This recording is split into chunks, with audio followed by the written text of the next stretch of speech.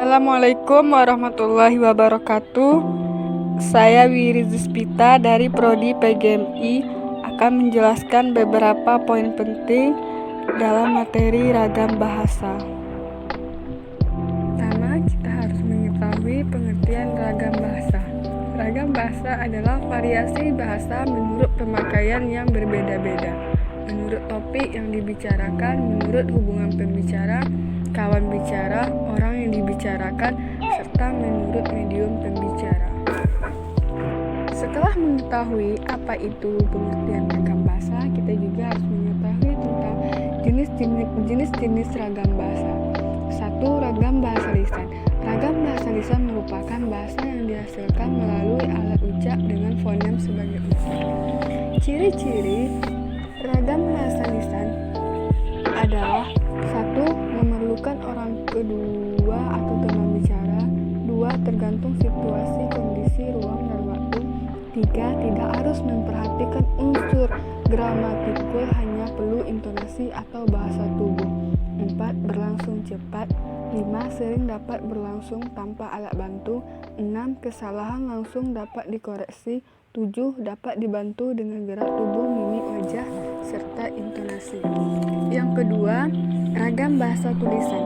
Ragam bahasa tulisan merupakan bahasa yang dihasilkan dengan menggunakan tulisan atau rangkaian huruf sebagai unsurnya. Ciri-ciri ragam bahasa tulisan adalah: 1. Tidak memerlukan orang kedua atau teman bicara. 2. Tidak tergantung situasi, kondisi, ruang, serta waktu. 3. Harus memperhatikan unsur gramatikal. 4. Berlangsung lambat. 5. Selalu memakai alat bantu. 6. Kesalahan tidak dapat langsung dikoreksi. 7. Tidak dapat dibantu dengan gerak tubuh dan mimik muka, hanya terbantu dengan tanda baca. Selanjutnya, kita juga harus mengetahui tentang fungsi ragam bahasa. Adapun fungsi ragam bahasa Indonesia memiliki fungsi sebagai bahasa nasional. Fungsi-fungsi tersebut adalah: 1. Sebagai bahasa resmi negara. 2. Bahasa pengantar pendidikan. 3. Sebagai alat komunikasi di tingkat nasional untuk kepentingan pembangunan. 4. Sebagai alat pembangun ilmu pengetahuan dan teknologi. Apabila dilihat dari cara pandang penutur atau pembicaraannya, ragam bahasa Indonesia dibedakan menjadi: 1. Ragam dialek. 2. Ragam terpelajar. 3. Ragam resmi. 4. Ragam tak resmi.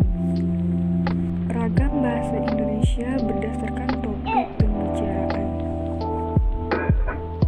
Salah satu ciri dari ragam tersebut adalah ragam ilmiah memiliki beberapa karakteristik sebagai berikut: 1. Bahasa Indonesia ragam baku. 2. Penggunaan kalimat efektif. 3. Menghindari bentuk bahasa yang bermakna ganda. 4. Penggunaan kata dan istilah bermakna tugas dan menghindari pemakaian kata dan istilah yang bermakna kias. 5. Menghindari penonjolan persona dengan tujuan menyapa objektif isi tulisan.